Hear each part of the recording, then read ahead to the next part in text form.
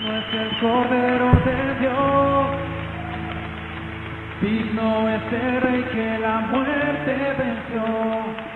Digno es el Cordero de Dios, digno es el Rey que la muerte venció. Digno es el Cordero de Dios, digno es el Rey que la muerte venció. Digno es el Cordero de Dios, digno es el Rey que la muerte venció.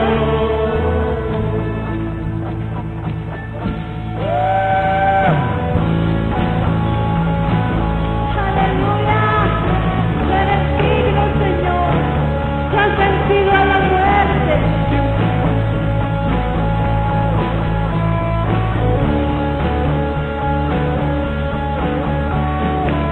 Quien rompe el poder del pecado, su amor es fuerte y poderoso.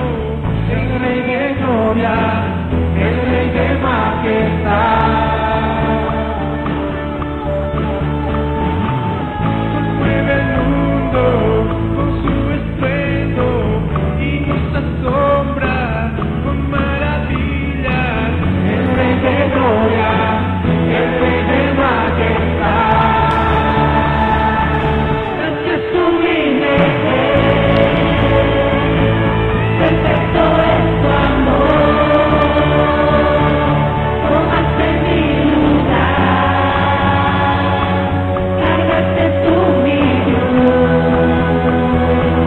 Tu vida dice ahí, y ahora libre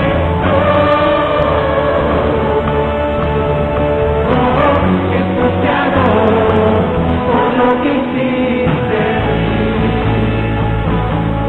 Sí, Señor, te adoramos, Dios. Pusiste en orden todo el caos, nos adoptaste como tus hijos. El Rey de gloria, el Rey de majestad. El que gobierna con su justicia y resplandece con su belleza. El Rey de gloria, el Rey de majestad. Gracias sublime, perfecto es tu amor. Tomaste mi lugar, cargaste tú mi cruz. Tu vida dice ahí, y ahora libre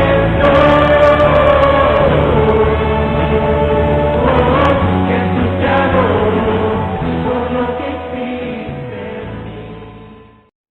Eu gostaria de avançar nuestra charla y quiero focar en esta tarde en otro personaje de la escritura que me encanta y me impacta, me enseña, que es Noé. Noé es una persona que me impacta harto.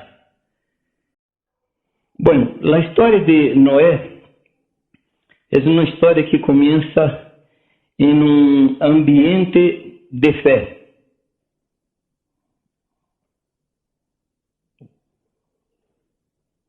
¿Y por qué digo esto?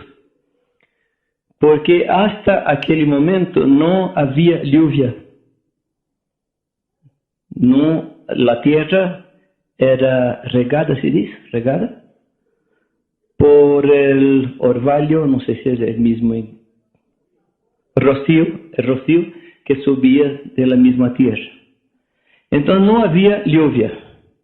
Entonces Dios se encuentra con Noé y le habla que iba a llover de tal manera que iba a haber una inundación y él debería entonces alistar una arca para la salvación de los hombres y también salvación de los animales.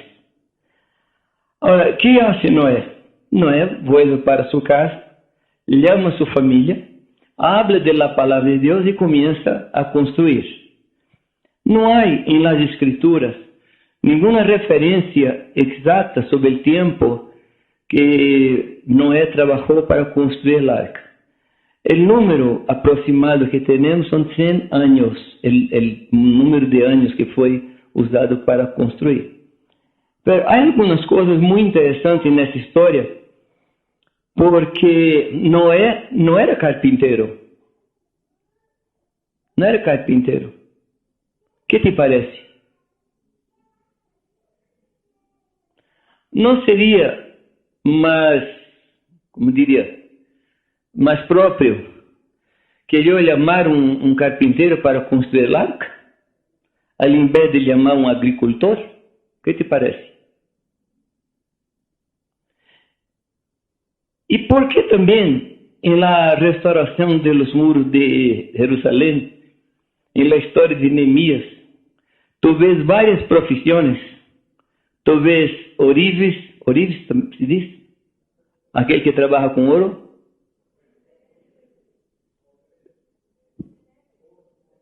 Orfebre, una otra palabra, una por año, vamos a aprender rápido. Había comerciantes, escribanes, perfumistas. La única profesión que no aparece es albañil. ¿Alguna enseñanza ahí? ¿Alguna enseñanza? En la historia de Noé, en la historia de Nehemías. ¿Cuál es la lección que quitamos, que sacamos de esto? ¿Vamos? No es por sabiduría humana. Porque si hubiera albañil, al final de la construcción, allí habría un letrero, construido por tal persona, así, así, así. El principio de Dios es llamar los incapaces.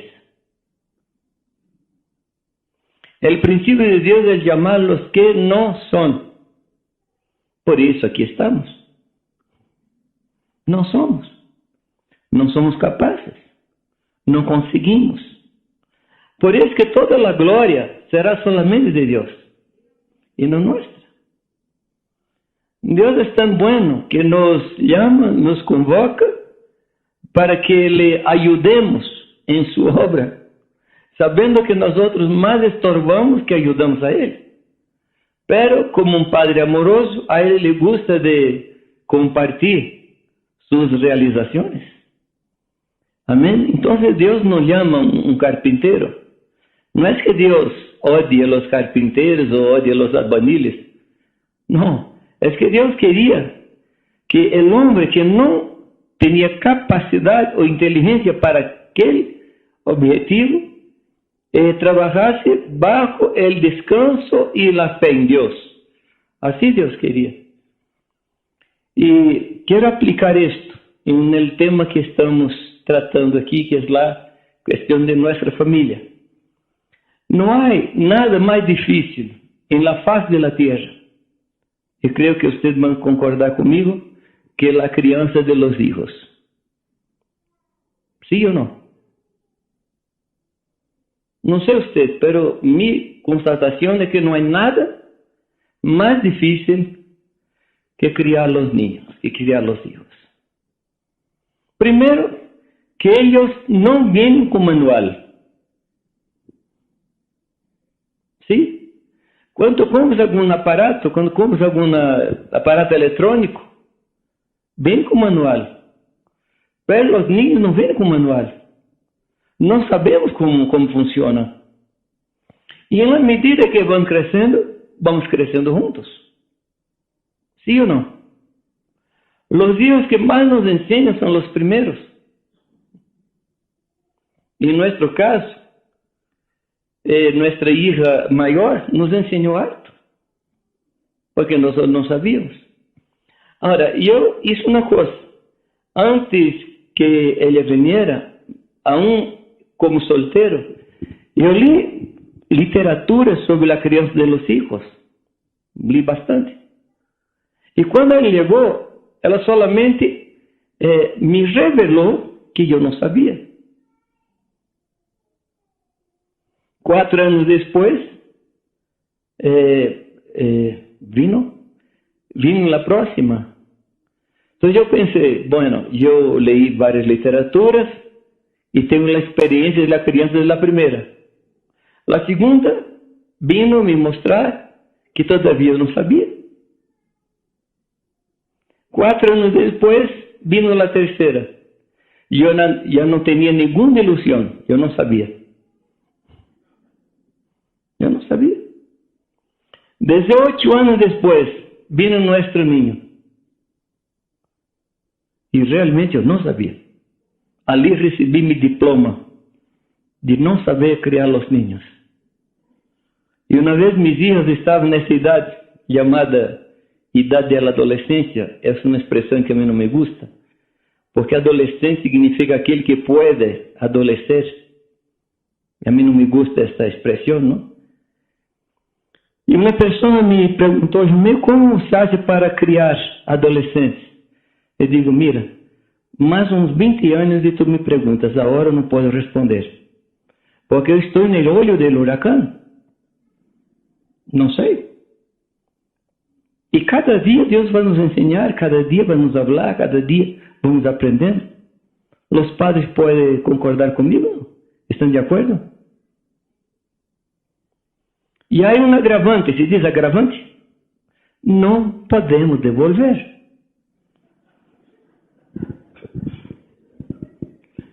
Chegando ao hospital, diz, mira, não funciona.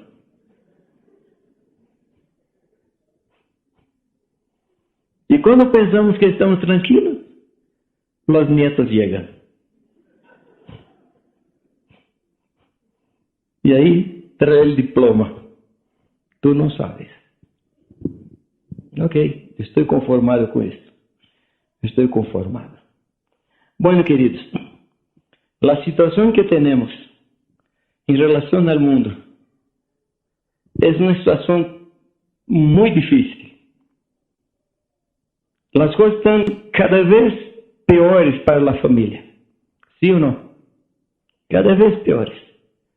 Eu dizia aos homens aí à noite que para ser homem em nossos dias necessitamos de coragem para ser homem. E talvez pensando nisto é que Davi falou a Salomão: tenha coragem, como é em castelhano? Tenha coragem e ser homem. E ser homem. Esforça-te e ser homem. Me parece que desde este tempo que ser homem não é muito fácil. Porque a sociedade nos impide de ser homem.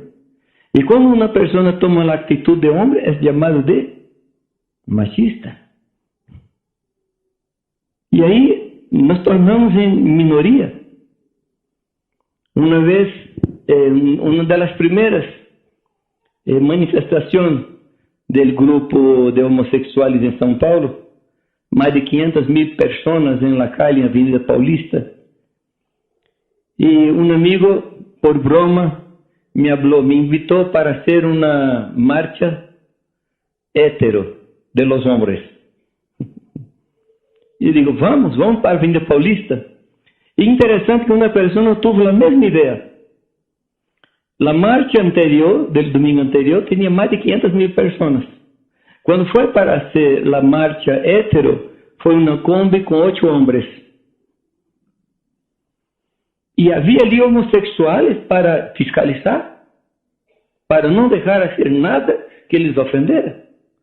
Ou seja, estamos hoje dia em uma ditadura terrível. Em Brasil não se pode falar praticamente nada em público, porque uno pode ser processado.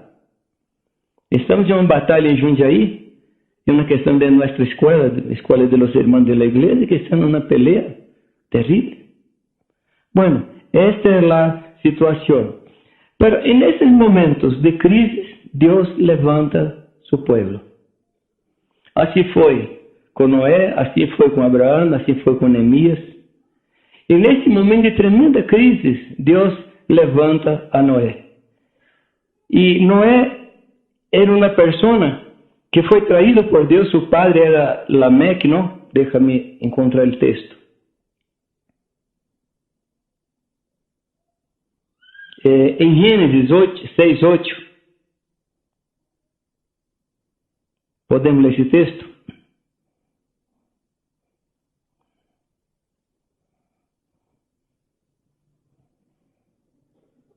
Pero Noé encontró gracia delante del Señor. O sea, Dios miró a Noé, vio su vida y llamó a Noé para ser la respuesta.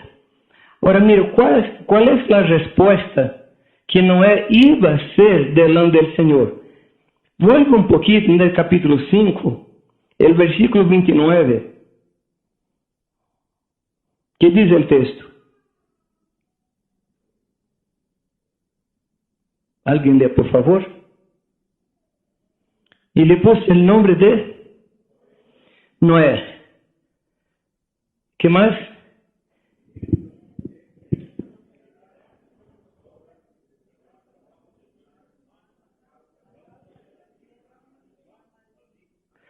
Mira, la tierra estaba bajo maldición. ¿Sí? La tierra estaba bajo maldición. ¿Y qué trajo Dios? Dios levanta al hombre y dice que aquel hombre sería el confort, el alivio de aquella situación. Dios levanta un hombre para reverter, se dice, reverter una situación de maldición. Entonces no era, si podemos decir solamente, pero no era solamente, es un trabajo muy grande, pero no era solamente para hacer el arca. Es para cambiar una situación de maldición. Y queridos, nosotros estamos en este momento. Los hombres están trayendo maldición a la tierra. Y Dios nos levanta como iglesia en este momento para revertir la situación. La palabra dice, queridos, que la naturaleza está gemiendo, esperando la manifestación de los hijos de Dios. Yo creo que aquí hay un paralelo entre la historia de Noé y el tiempo que él vivía y la nuestra historia y nuestros días. Estamos en tiempo de maldición y Dios nos ha llamado para cambiar esa situación. Amén, hermanos. Deus nos ha llamado. Es importante que tengamos esta conciencia de que no estamos aquí para pasar tiempo. No estamos aquí simplesmente para reproducir personas. No estamos aquí, como hablamos por la mañana, para casar, darnos en casamento, plantar, cosechar, edificar. No, estamos aquí para cambiar una situación y creemos que Dios es poderoso para eso y va a usar nuestras vidas. ¿Y dónde va a usar? En aquel lugar que estuviéramos. Donde estuviéramos, ahí vamos a cambiar. Noé fue una referencia en las manos de Dios. Mira, Ezequiel 14:20, cuando Dios está trayendo una palabra pesada contra el pueblo de Dios, Él dice que aunque Noé, Daniel y Job estuvieran en el medio de él, aún así no salvaría ninguno de sus hijos. Entonces Noé se transformó en una referencia delante de Dios. Y Dios quiere hombres que hoy día sean referencias. Dios quiere mirar esta tierra y ver hombres con quienes Él pueda contar y ser referencia en este tiempo en el cual vivimos. Amén, hermanos. Ahora, antes de proseguir, déjame dar un testimonio. Estávamos, Irán y yo, en un encuentro internacional, y este encuentro había pastores de todos los continentes. Y fue escogido un nombre de cada continente para traer una visión de lo que estaba sucediendo en aquel continente y cuáles eran sus necesidades y qué era que Dios estaba hablando. Y estábamos viendo, por ejemplo, la situación de América del Sur, con toda esta confusión política que vivimos hoy día, toda a situação de corrupção. Después un hermano estaba hablando de África, otro estaba hablando de Europa. Y en la medida que se estaba dando los relatos, yo tenía dos sentimientos. Un sentimiento de profunda tristeza, porque los relatos traían muchas informaciones malas, de mucha corrupción, de mucha falta de Dios. Pero también me trajo un sentimiento de alegría, porque yo vi en los relatos que Dios se está levantando en los continentes de la tierra. Dios está se levantando. Y mientras yo oí esta palabra, Dios me dio dos textos. El primer texto es lo que está en Mateo 16, 18, que dice, yo edificaré mi iglesia. Jesucristo está diciendo, yo edificaré mi iglesia. Él no necesitaría de nosotros para edificar su iglesia. Él solito podría hacer. Pero como hablé, a Él le gusta de compartir con nosotros sus trabajos, sus obras. Ahora, cuando Él dice que va a edificar su iglesia, nosotros podemos creer que no hay nada en la vida, en la tierra, que pueda impedir Dios de edificar su iglesia. Amén. Va a llegar un día que Jesucristo va a presentar a sí mismo una iglesia gloriosa, sem mancilla, totalmente perfecta. ¿Usted cree en esto o no? ¿Realmente cree? Porque nuestro Padre trabaja, y Jesús trabaja hasta hoy día en la edificación de su iglesia. Y la palabra nos dice, queridos, que cuando Él se manifestar, nosotros lo veremos como Él es, y nosotros seremos como Él es. Amén. Entonces, la iglesia va a ser edificada. La iglesia va a ser perfeccionada. Porque el Señor no viene para una esposa sin piernas, sin brazo. La iglesia será perfecta. Amén, queridos. ¿Cree así, no? Entonces Dios me habló que yo debería tomar ese texto y poner aquí para que siempre me recordara. Él está edificando su iglesia. Amén. Él está trabajando.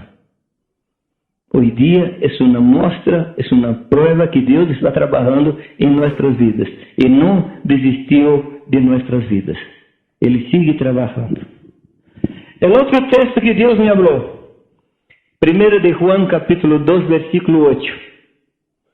En el final del texto, 1 de Pedro capítulo 2, versículo 8. En el final del texto, Juan lo que escribió, dice que las tinieblas están se disipando también, disipando. Las tinieblas están se disipando y ya brilla la verdadera luz. Pregunto a ustedes, ¿cuándo fue escrito esta palabra? Alrededor del año 60 hasta el 70. Entonces, en aquel tiempo, Juan ya via que las tinieblas ya estaban disipando en aquel momento. Y la verdadera luz ya brillaba en aquel tiempo. Mira, estamos hablando de una palabra dada a casi 2000 años. Entonces, si las tinieblas en aquel tiempo ya estaban se disipando, ahora están disipando cada vez más. Y si la luz de Dios estaba brillando en aquel tiempo, hoy día está brillando cada vez más. Porque la vereda del justo es como la luz da aurora, que va brillando más y más hasta ser día perfecto. Queridos, estamos en tiempo de más luz que en el primer siglo. Ahora tú me preguntas, pero Jaime, tú decías antes que la situación es así. Pero queridos, aquí es una cuestión de dónde vemos la situación. ¿Por qué que las hermanas, cuando van a poner la alfombra, no ponen el reverso para arriba? ¿Comprende la pregunta, no? Las alfombras tienen lado derecho y reversa. Reverso. ¿Por qué las hermanas no ponen el reverso para arriba? porque não refleja a realidade da alfombra. E o interessante, querido, é que nós outros estamos vendo ao revés da alfombra. Pero Deus está vendo o direito da alfombra. Deus está tejendo sua alfombra. Deus está trabalhando. E nós outros necessitamos mirar desde onde Deus vê, para que tenhamos fé, para que tenhamos ânimo. Amém? Deus está fazendo. E nada vai impedir o Senhor de completar sua obra. A verdadeira luz está brilhando. A igreja de Deus está em todas as nações da terra. Uma vez eu escutava um testemunho de 2 missionários que trabalhavam conosco no Oriente, em Médio Oriente. E ele nos contava que há grupos em las casas em Meca. ¿Sabe o que significa? Significa que Deus não respeita os limites humanos. Deus está haciendo. Quando começou a entrar a migração islâmica na Europa, nós outros nos pusimos temerosos, Senhor, o que vai suceder? E alguns diziam, a Europa nunca mais vai ser o mesmo. E eu perguntava, e deve ser o mesmo? A Europa deve ser o mesmo? Um continente que se olvidou de Deus? Um continente onde o humanismo, onde a hechiceria, onde o satanismo estava trabalhando fortemente como na Europa? E todos nós outros pensamos que o islamismo ia entrar e arrasar com a Europa. Havia incluso uma estatística que dizia que determinados países, uns anos mais seria islâmico. E naquele tempo se dizia que França, com mais 13 anos, seria islâmica. Mas eu não sei se tu sabes de algumas coisas que estão sucedendo. Até o ano passado, começo do ano passado, as notícias das missões diziam que estava se convertendo mais de 1 milhão de muçulmanos por ano. 1 milhão de muçulmanos estavam se convertendo. Incluso com manifestações do Senhor Jesus Cristo no deserto, comprovado. Jesus Cristo aparecendo às tribos nômadas. E o que sucedeu? Os países islâmicos impediram a entrada de missioneiros. Que hizo Deus? Trajo os islâmicos para a Europa. E eles estão discutindo o Evangelho. E agora, as notícias que temos é que mais de 1.000 muçulmanos estão se convertendo ao mês. Mais de 1.000 muçulmanos. Que te parece? E a igreja na Europa está se avivando. E que está produzindo o avivamento na igreja na Europa? A chegada dos muçulmanos. Deus é um tremendo arredrista, se diz? Um tremendo arredrista. Quando pensamos que Ele está sacrificando um peão, Ele está dando ele checkmate. E agora, esses muçulmanos vão voltar para suas nações, llenos do Espírito Santo. Ao invés de um missionário, são milhares de missionários. Por quê? Porque Deus está tejendo sua alfombra. Deus é o Senhor da história. Deus está escrevendo a história. Então, queridos, miren as coisas desde o ponto de vista de Deus. Amém? Estamos nesse momento. Deus está no controle. Deus não perdeu o controle. E Deus quer usar seus servos para cambiar as coisas na face da terra. Agora, como Deus faz isto? Novamente quero dizer-lhes, Deus usa famílias para isto. Deus usa famílias. No hay ningún de los grandes emprendimientos de Dios en la historia que Dios no haya usado familias. Ningún gran emprendimiento. Desde Adán, después Noé, después Abraham, después José y María, después la reconstrucción de los muros de Jerusalén. ¿Se acuerdan del libro de Nehemías? En el capítulo 3, capítulo 4, dice que cada uno construía en frente de su casa. Y cuando iba a pelear, Nehemías decía, cada uno pelea por su familia, por su mujer y por sus hijos. Ahora, es verdad que aquellos tres enemigos, ¿cómo era el nombre? Tobías, Gesem y Sanbalat. Los tres intentaron todo tipo de artimaña, estrategia para impedir la construcción. ¿Y qué Tobías hizo? Tobías se aparentó con Eliasí por el casamiento. Y fue morar, el hijo de Tobías, fue morar en la casa del tesoro, que era el lugar que sostenía los levitas. ¿Y cuál era el propósito de Satanás? Que Israel no iba a restaurar el sacrificio. Entonces, cuando él entraba en la casa del tesoro, los levitas perdían el campo y no más hacía el sacrificio, y cada levita fue para su campo. Y el ministerio al Señor acabó en Jerusalén. Y eso sucedió porque Nehemías pasó 2 años en Susán. Cuando Nehemías vuelve, los levitas están descuidados, no reciben sustento, y los hombres de Jerusalén se habían aparentado con mujeres que no eran de Dios.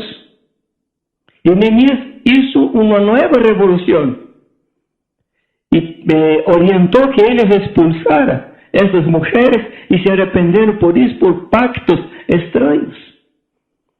O sea, ellos querían impedir que el pueblo de Dios construyera. Como no consiguió, hizo un pacto por el casamiento, un casamiento que no era de la voluntad de Dios. No sé si están comprendiendo que si Satanás quiere destruir una iglesia, va a entrar por el matrimonio, va a entrar en las familias. Y como Dios quiere construir la iglesia de Él, como Dios quiere implantar su reino aquí, Dios va a las familias. Dios va a usar a los hombres y mujeres que tienen el pacto con Él. Entonces, ¿qué hace Nehemías? Llama a las personas y dice, cada uno edifique delante de su casa. Queridos, la iglesia nunca será mejor que mi casa. Yo soy el límite de la perfección de la iglesia. ¿Comprenden lo que quiero decir? Yo soy el límite. ¿Cómo se sabe para ver la resistencia de una cadena?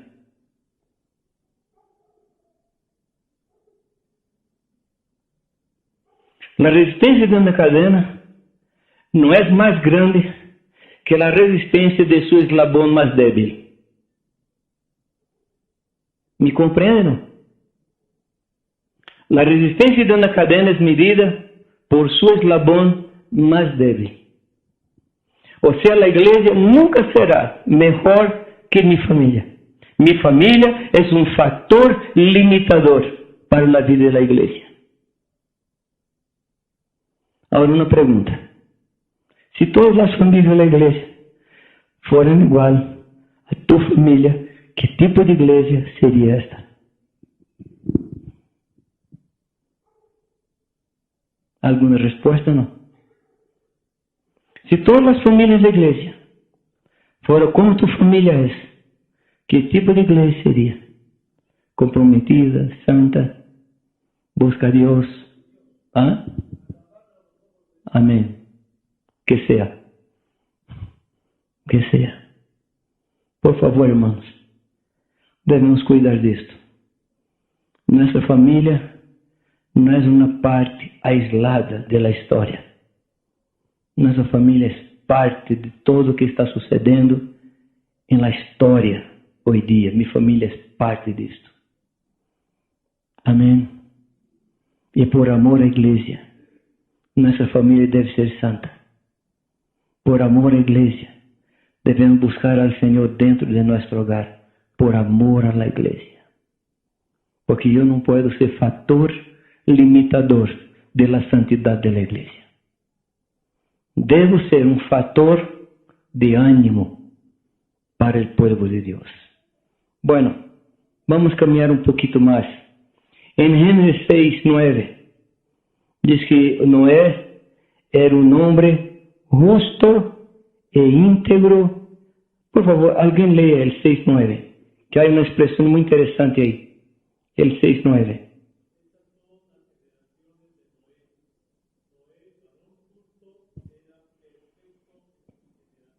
Ahí está bien. Era justo y perfecto, ¿dónde? En sus generaciones. ¿Qué significa? ¿Cómo podemos aplicar que la generación no influenció a Noé? Aquello que estaba alrededor de Noé no le quitó la integridad, no le quitó la santidad. En medio de la situación en la cual él vivía, él mantuvo su integridad. Y esta es la lección que debemos aprender. No importa la situación alrededor de nuestras vidas, no puede afectar nuestra vida con Dios, nuestra integridad. Amén, hermanos. Él se mantuvo íntegro, y otro servo de Dios como David, que dice que él sirvió a Dios en medio de su generación, fue fiel a Dios en medio de su generación. Podríamos haber vivido en otro tiempo, pero Dios escogió este tiempo y nos escogió para vivir en este tiempo. Y vamos a ser fieles a Dios en este tiempo, con nuestra familia, siendo columna y mostrando cómo se debe vivir. Amén. Bueno, Noé no era un niño. Era un hombre que ya tenía edad, era maduro. Entonces Dios le llama. Y Noé era un hombre que tenía visión, fe y obediencia. Esas tres características había en Noé. Y esos tres son los asuntos de Hebreos capítulo 11. Son los tres temas, que es visión, fe y obediencia. La visión produce fe, que produce obediencia. Yo no puedo decir que tengo fe si no manifiesto mi fe por mi obediencia. La obediencia es la manifestación de mi fe. Santiago trabaja en esa idea. Muéstrame tu fe que muestro mis obras. Y él dice, la fe sin obras es cuerpo sin espíritu. Santiago habla esto. No funciona.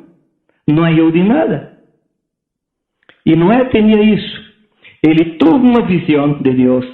Esta visión trajo fe en su corazón y él inmediatamente obedeció al Señor. Esas tres cosas son inseparables: visión, fe y obediencia. Y tú encuentras esas tres cosas en la vida de Noé. Una otra cosa que considero tremenda en la vida de Noé: él contagió se dice, contagió su familia. Yo no sé cómo tú harías, llegando en su casa, para dar un aviso a su familia de que iba a llover, y un tiempo donde no había lluvia. Y más, vamos a construir un grande barco. ¿Cómo sería esto?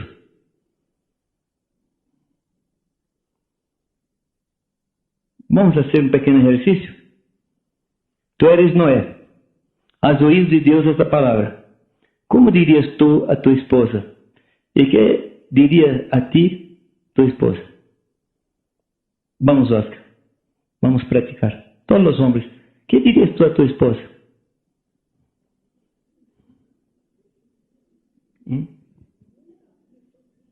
Nunca había llovido. Entonces llega tarde del campo, trabajas con uva, trabajas con vino, ¿no? Debe probar el vino, prueba el vino por la mañana, al mediodía, a la tarde, a tardecita llega a la casa con esa noticia. ¿Qué diría la mujer? Tomaste nuevamente.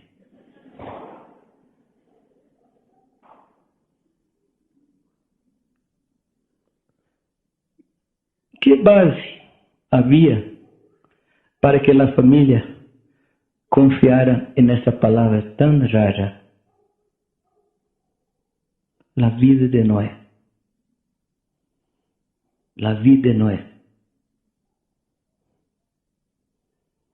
El porte se dice, el porte, la manera de se conducir dentro de su casa. Esto trajo a la familia confianza en su palabra, aun que fuera una palabra muy, muy, muy rara. Una de las cosas más importantes, hablo ahora a los hombres, una de las cosas más importantes es que seamos respetables en nuestro hogar. Que nuestra esposa y nuestros hijos miren hacia nosotros y tengan confianza en aquello que hablamos. Sin que amenacemos con nada. Yo soy el cabeza, tú debes creer en mí. No funciona. O sí cree o no se cree. O hay confianza o no hay confianza. ¿Sí o no? ¿Cómo es esta cuestión en tu casa? Tú hablas y tu familia va contigo. Tú hablas y tu familia confía en ti. Cuando años atrás, Iraní, con mucha sinceridad, me habló que yo no era su pastor. Sí, así fue. Porque ella estaba cerca de mí y suspiró, como solamente las mujeres saben suspirar, ¿no? Suspirar se dice. Ah, quiero tanto ese zapato, ¿no? Y ella suspiró, dice, yo voy a San Caetano, que era donde él vivía. ¿Qué vas a hacer allí? Voy a hablar con mi pastor. ¿Tú vas a hablar con tu pastor? Yo me llené de coraje y le pregunté, ¿yo no soy tu pastor? Y él dijo, no. Yo podría tomar mi billetera, sacar mi identidad de pastor y presentarle que no iba a funcionar. O somos o no somos. Yo no fui pelear con ella. Porque o nosotros inspiramos confianza o no inspiramos. La historia fue, y casi 2 años después, yo me llené de coraje nuevamente y le pregunté, ¿soy su pastor? Y me habló, tú eres mi pastor. Aleluya, Señor. Aquel día recibí mi diploma de pastor. Yo he trabajado en la ordenación de muchos pastores. Y trabajamos en la preparación de ellos.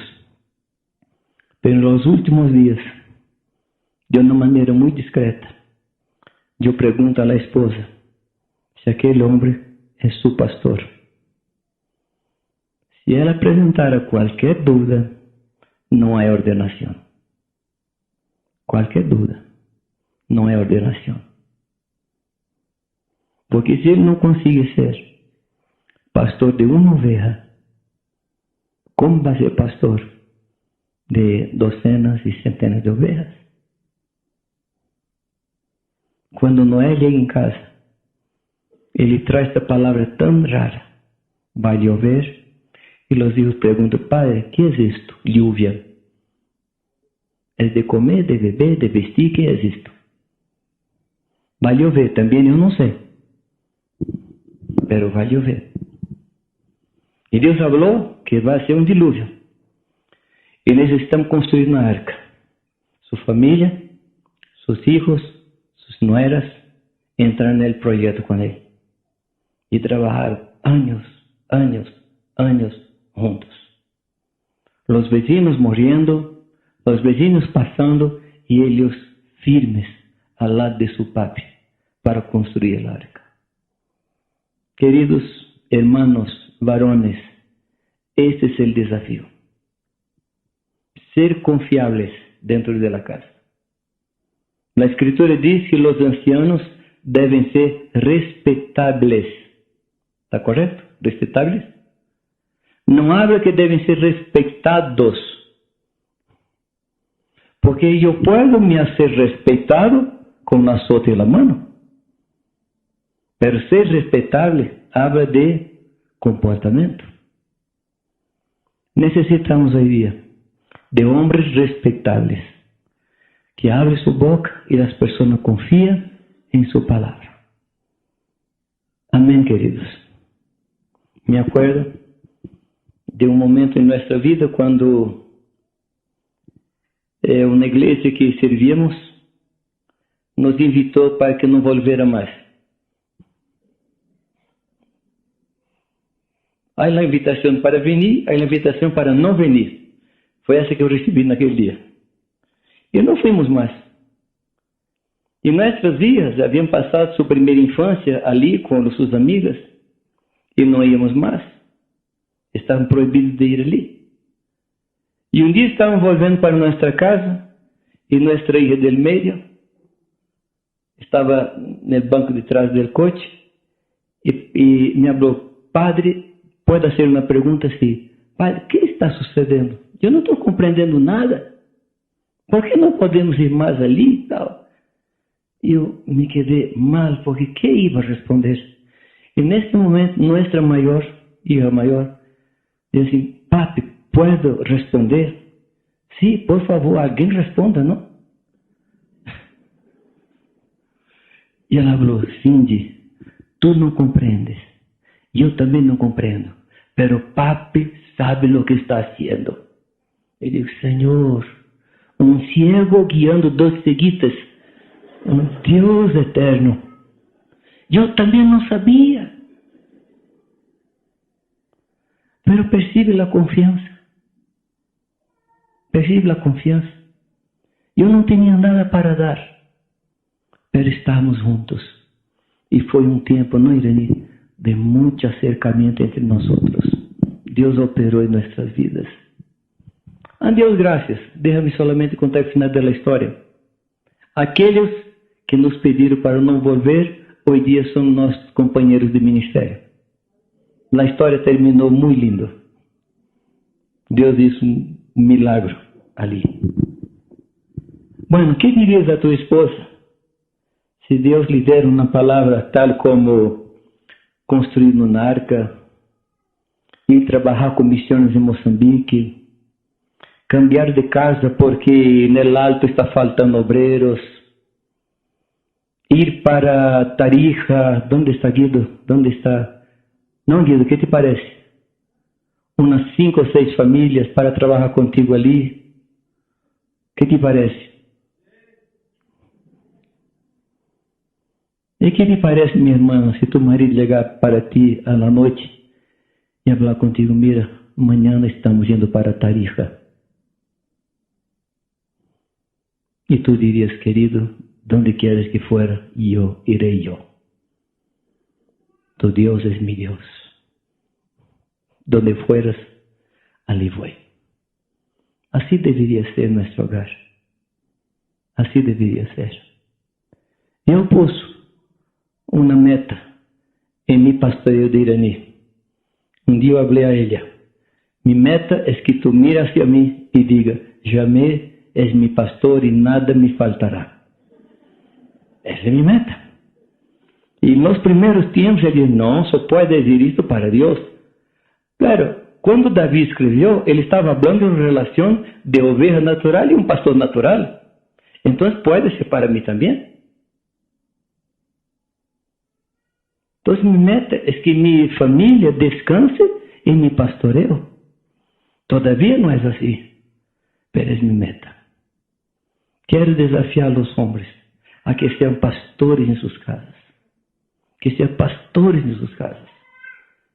Hermanos, ¿pueden decir amén? Los hermanos. Ahora, este texto de Salmo 23 tiene algunos secretos. Cuando David habla que el Señor es su pastor, también él está diciendo, yo soy oveja. ¿Sí o no? Entonces las mujeres, ¿qué tal hacer el propósito de ser ovejas? Amén.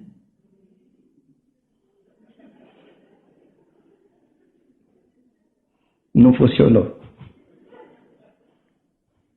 ¿Qué tal hacer es que no escucharon? Ok. ¿Qué tal las mujeres hacer el propósito de ser ovejas de sus maridos? Mejoró un poquito. No voy a preguntar la tercera vez que puede volver al primer estágio, ¿no? Es una posición de confianza. Es una posición de ser respetado. Dios esperó que Noé llegara a la madurez. Dios esperó que Noé llegara a este punto. Y cuando allí Noé llegó, Noé fue puesto como una puente entre dos generaciones. Él fue la puente entre dos generaciones. Terminó una generación y Noé fue este hombre, este eslabón que conectaba la historia antigua con la historia nueva. Y queridos, yo creo que Dios va a nos usar para cambiar las vidas, cambiar las historias de las personas. ¿Qué te parece? Personas van a pasar por nuestro hogar y nunca más serán las mismas. Nunca más. Pasarán por allí y serán afectadas por la vida de Dios. ¿Qué les parece? Hospedamos en nuestro hogar un hombre precioso que estaba en sus últimos meses de vida. Y mientras aquel hombre estaba en nuestra casa se cambió en la casa de Obed-Edom, donde la arca estaba. ¿Conoce la historia? Él estaba allí. Y nuestra casa se llenó de la bendición de Dios. Porque allí estaba un nombre de Dios. Así debe ser nuestro hogar. Las personas van a llegar y van a ser tocadas por el Señor.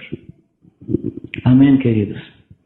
Bueno, déjame avanzar un poquito. Hay muchas cosas que podemos hablar sobre la vida de Noé. ¿Quieres hablar? ¿No? Muchas cosas que podemos hablar. Pero hay un texto en la historia de Noé que me encanta. Que dice que la arca que él estaba construyendo iba a servir de salvación para su casa. Déjame explicar. La obra que hacemos, el trabajo que hacemos para Dios, será de salvación en primer lugar para nosotros. ¿Me comprende, hermanos? Si queremos la salvación de Dios, si queremos la bendición de Dios, debemos nos involucrar con las cosas de Dios. Pablo, escribiendo esto a Timoteo, dice, dedícate al ministerio de la palabra, enseña la palabra, porque eso será salvación para ti y para los oyentes. ¿Me comprende, queridos? Cuando nosotros nos dedicamos al ministerio, isso es fuente de salvación para nuestro hogar, no es solamente para los otros. Dedícate al Señor y eso será de salvación para tu vida. Dedícate al Señor. Amén. Por favor, abra tu Biblia conmigo. En 1 de Pedro. Primera epístola de Pedro. Yo quiero tomar algunos momentos contigo. Trayendo algunas lecciones. Esta carta es una carta que es muy importante, porque es escrita para nuestros días. Claro, que también las otras son. Pero esta carta es escrita para los peregrinos. ¿Te acuerdas que por la mañana hablamos de Abraham como peregrino? Y todos los hijos de Abraham son peregrinos en la tierra, ¿correcto? ¿De dónde somos? ¿Somos de esta tierra o no? No. Somos de la Nueva Jerusalén. Amén. Somos del nuevo cielo. Somos de la nueva tierra. Amén, queridos. Por eso nosotros no ponemos nuestro corazón en las cosas de esta vida. Estamos listos para salir de esta tierra. Estamos listos para ir para nuestro hogar. Bueno, esta carta entonces es escrita para los peregrinos, aquellos que andan en carpas. El versículo 1 habla esto: a los extranjeros dispersos. Después tú puedes mirar el capítulo 2, versículo 11. ¿Me están siguiendo? Capítulo 2, versículo 11. Habla de los peregrinos y forasteros. ¿Forasteros se dice? ¿Ah?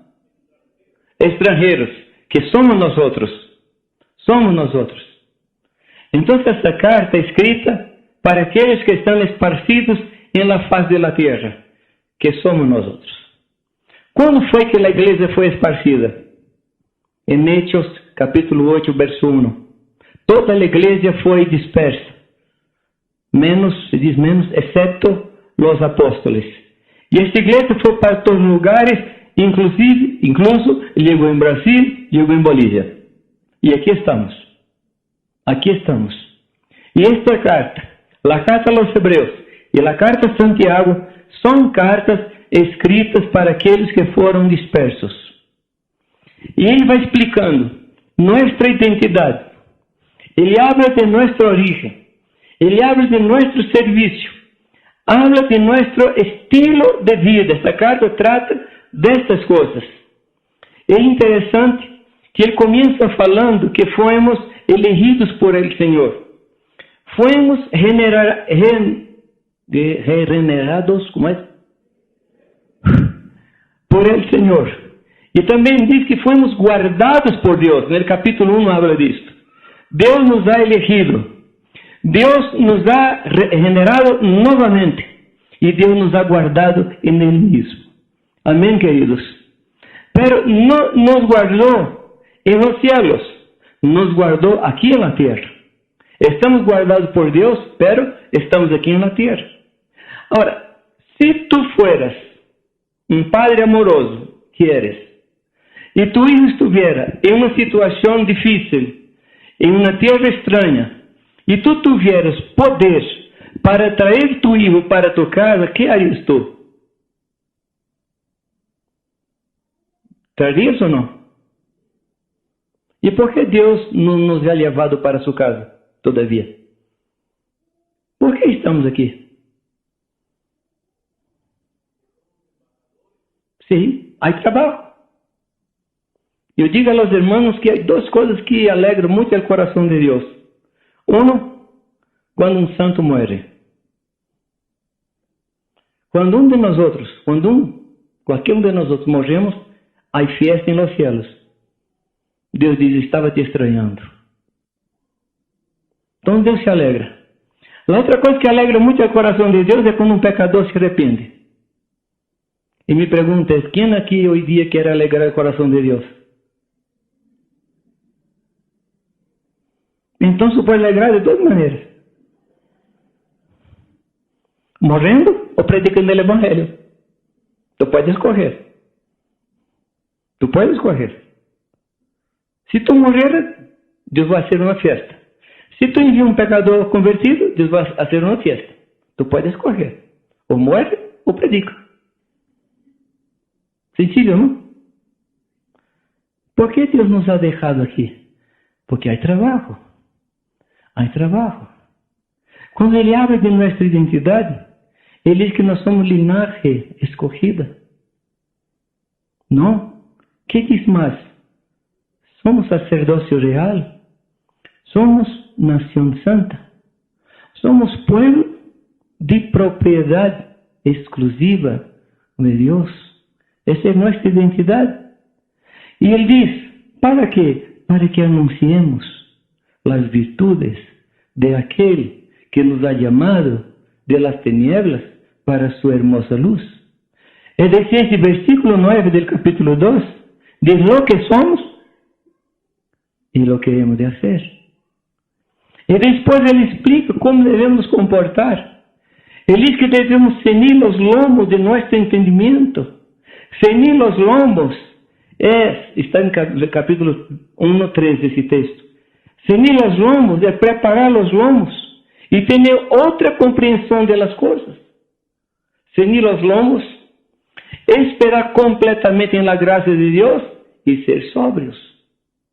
Ese es nuestro estilo de vida. Después, en el capítulo 2, Él dice que debemos nos sujetar a las autoridades. Debemos nos sujetar y no debemos sufrir por cosas mal hechas que podríamos hacer. Si sufrirmos por cosas mal hechas, eso no nos aprovecha. Pero si sufrirmos por causa de la justicia de Dios, o sea, si sufrirmos injustamente, dice la palabra de Dios que eso es agradable al Señor. ¿Me comprende, hermanos? Entonces, Pedro está nos explicando cómo debemos nos comportar en tierra ajena. Porque de hecho, nosotros no somos de aquí. Ustedes no son bolivianos, yo no soy brasileño, no somos de la Nación Santa. Y Él está nos preveniendo para que no seamos contaminados por las cosas de esta vida. Esta carta tiene este deseo, tiene este objetivo de nos mantener santo en medio a una tierra corrupta. Esa es la enseñanza de estas cuatro cartas.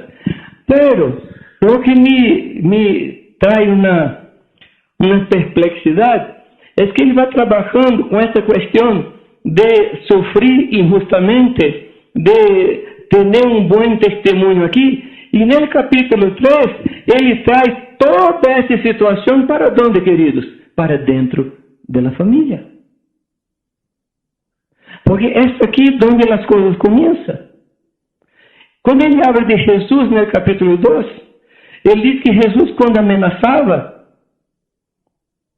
no amenazaba, cuando injuriaba, no injuriaba, pero se entregaba al reto juiz.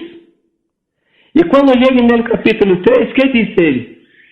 Semejantemente a las mujeres, ¿qué dice? ¿Qué dice el versículo 1? Sean sujetas a vuestros maridos, a vuestros propios maridos, para que también si alguno obedece la palabra, sea ganos. Pero lo que me llama la atención es que Él está hablando de la manera de actuar y de reaccionar de Jesucristo. Y Él invita a las hermanas a tener este mismo tipo de comportamiento. En el versículo 7, Él habla de los hombres y tiene el mismo padrón, que los hombres deben reaccionar como Cristo reaccionó. O sea, Pedro trae para el convivio se dice, para el convivio, para el ambiente del hogar, la vida cristiana. No sé si están me comprendendo. Él habla de cosas tremendas.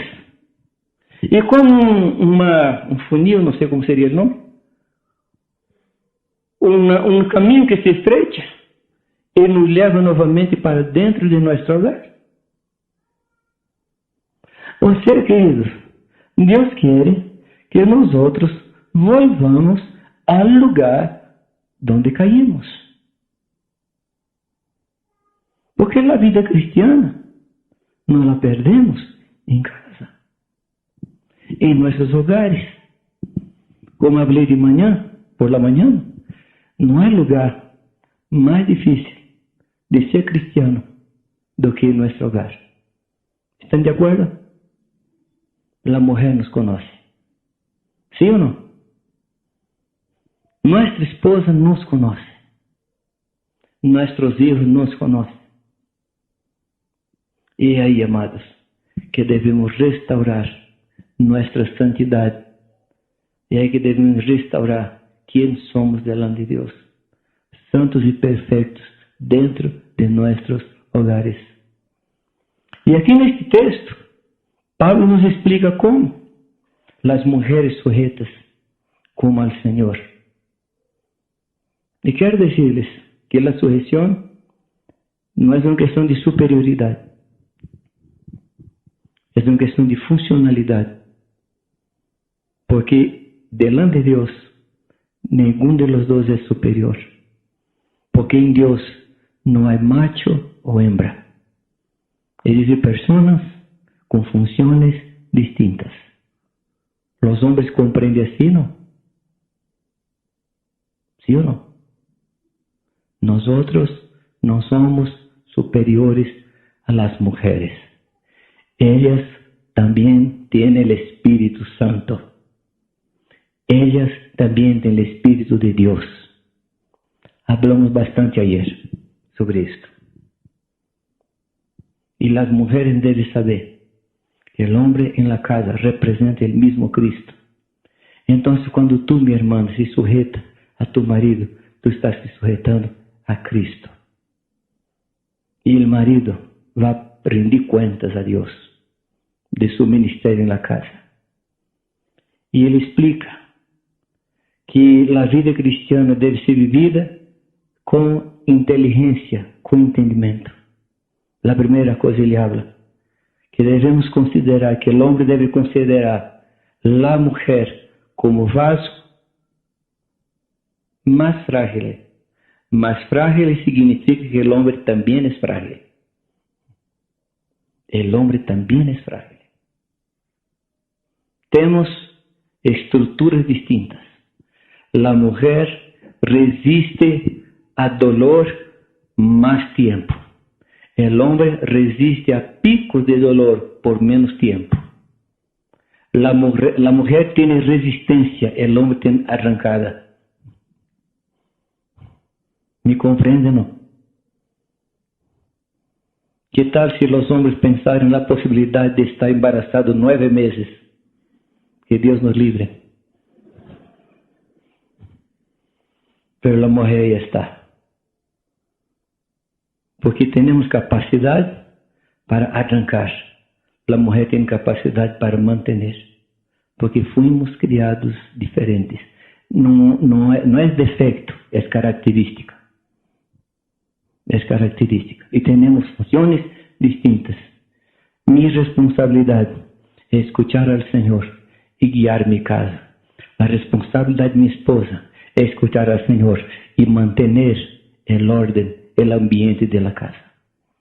El hombre es el volante de la casa. La mujer es el eje de la casa. Es la que mantiene la paz en la casa, es la mujer.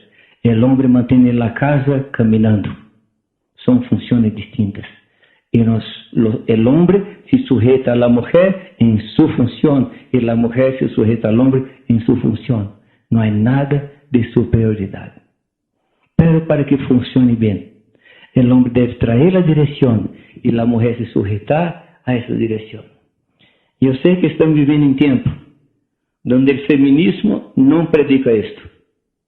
El feminismo no enseña eso, pero esto es que nos enseña la palabra de Dios. Y una cosa que hablé bastante con los hombres, que la primera relación que hay entre un hombre y una mujer es que nosotros somos hermanos. Somos hermanos. Antes de ser marido y mujer, somos hermanos. Y debemos vivir como hermanos. Así como el hombre trata a las hermanas de la iglesia con cariño, con respeto, con honra, así también con su esposa en casa. Y así la mujer que trata a los hombres de la iglesia con honra, con cariño, así también a sus maridos en casa. Porque son hermanos. Si no fuera así, nuestras oraciones son interrumpidas en lo que dice la Escritura. Amén, queridos. Amén. Yo creo que Dios quiere levantar nuevas familias de Noé, en la faz de la tierra. No que va a haber un diluvio, porque el diluvio ya está ahí. Ya está ahí. Mucha gente morrendo. Mucha gente perdendo la vida. Y Dios quiere que nosotros construamos las arcas para abrigar a aquellos que están muriendo. ¿Y sabe dónde es la arca? Nuestra casa, nuestra familia. Ali es la arca, para donde Dios va a llevar todo tipo de gente que está a la orilla de la muerte, que está prestes a morir. Entonces, queridos hermanos, quiero les animar a buscar de Dios una vida más llena de Él, una vida más llena de la presencia de Dios, una vida de más entendimiento en Dios, para que nuestro hogar, nuestra casa, sea un lugar que Dios pueda usar para traer salvación a todos que están a nuestro alrededor, primero en nuestra propia casa. Amén. Y una palabra final. Hay familias aquí que todavía tienen hijos afuera, hijos que se fueron, por un motivo o por otro. Yo quiero darte una palabra de esperanza, que está en Isaías capítulo 60. ¿Qué dice el texto? Levántate y resplandece. ¿Por qué? La luz del Señor. ¿Cómo dice en castellano? Levántate y resplandece, porque ven tu luz y la gloria del Señor va naciendo sobre ti. Levántate. Y en el versículo 4 dice así: levanta en redor tus ojos y ve. Todos estos ya se juntaron y ven a ti. Tus hijos vendrán de lejos y tus hijas serán criadas a tu espalda, a tu costado, a tu lado. Amén. Esta es una palabra de esperanza que quiero darte. Levántate y permite que la luz de Dios resplandezca en tu vida. Y Dios va a traer los hijos que están lejos. Dios va a traer. Amén. ¿Quién aquí tiene hijos que están alejados del Señor? ¿Quién aquí tiene? Esa es la promesa de Dios para ti. Y vamos a orar para que podamos estar delante del Señor como un faro, ¿se dice? ¿Faro?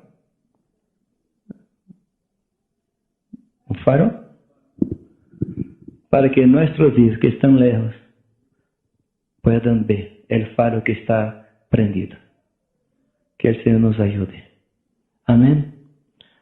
Podemos orar, antes de orar por estos hermanos, estas hermanas que tienen hijos lejos, podemos orar primero. Y después quiero hacer una cosa. Quiero pedir que las hermanas oren por sus maridos, para que ellos tomen la posición de ser pastores, profetas, que sean verdaderos hombres de Dios en la casa y conduzcan la vida de cada uno de ustedes. Amén. ¿Podemos orar? Padre, no hay nada que alegre más en nuestro corazón que ver nuestros hijos sirviendo a ti. No hay nada que llene nuestro corazón más que ver nuestros hijos sirviendo a ti, Señor. Señor, pedimos a ti que cada uno de los hijos que hoy día están lejos de ti, de tu evangelio, de tu palabra, y por consecuente están lejos de nosotros, te rogamos, Padre, que tú les encuentres, que tú les traigas, Padre. Tú has hecho esto con tantas personas, convenciendo su corazón, conquistando su corazón. Yo te pido, Señor, en el nombre de Jesús, no deja que pase más tiempo, Señor, sin que nuestros hijos se rindan a ti. No para nuestra alegría, Señor, pero para tu alegría, Señor. porque cremos, Senhor, que há alegria delante tuyo quando um pecador se arrepende, Senhor. E te rogamos, Padre, que todos nossos dias sejam consagrados a ti. Estejam ocupados, Padre, com tu vontade. Esteja ocupado, Padre, com aquilo que está em tu coração. Ajuda-nos, Padre, a seguir orando. Ajuda-nos, Padre, a não perder a fé. Ajuda-nos a orar, Senhor, sem desanimar, sem desmaiar. Ajuda-nos a orar, Senhor, hasta que nossos dias vuelvan para ti, Senhor. Dá-nos resistência, dá-nos perseverança, Senhor, para orar, Senhor, e buscar a ti, hasta que cada um de nossos filhos esteja rendido a tus pés, Senhor. Eu clamo a ti, Senhor, clamo juntamente com meus irmãos que sofrem por ver seus filhos afastados de ti, alejados de ti, Senhor. Nós nos juntamos, Senhor, pedindo com um solo coração, Senhor, que tu traga novamente aqueles que um dia experimentaram a ti, Senhor. Senhor, te pedimos, Padre, e sabemos que estamos pedindo algo que está em tu coração, Senhor. Não estamos pedindo algo que tu não queres fazer. Estamos pedindo segundo tua bondade, Senhor. Estamos pedindo segundo sua generosidade, Padre. Traga nossos filhos, Padre. E aqueles filhos, Padre, que estão na casa, pero seus corações estão começando a enfriar. Senhor, llena com o Espírito Santo. Llena com tu Santo Espírito, Senhor. Porque sabemos que somente com a presença de tu Santo Espírito, eles podem ser avivados novamente. Eles podem ser guardados por ti, Senhor, em meio deste mundo tenebroso, Senhor. Te rogamos, Padre, cuide de nossos filhos. E dá-nos unção, Senhor, dá-nos unção. Padres, há aqui, Senhor, padres que estão desanimados com seus filhos. Te pido, Senhor, renueva a esperança. Renueva a esperança, Senhor. Padre, a esperança não confunde, Senhor. A esperança não traz confusão, Senhor. E te rogamos, Padre, renova a esperança, Padre, em coração de aqueles que estão desmaiados, estão desanimando, Senhor. Te rogamos, Padre, te rogamos, sé com nós outros. Levanta, Padre, aqui uma igreja llena de tu Santo Espírito. Levanta famílias llenas de tu Santo Espírito, Padre. Levanta famílias missioneiras. Levanta famílias que predicam a palavra, Padre. Levanta famílias, Padre, que estejam listas para praticar tua palavra, Senhor. Levanta famílias santas, Padre, homens santos, mulheres santas, Pai, para a glória de tu nome, Senhor. Em nome de Jesus. Amém, Senhor.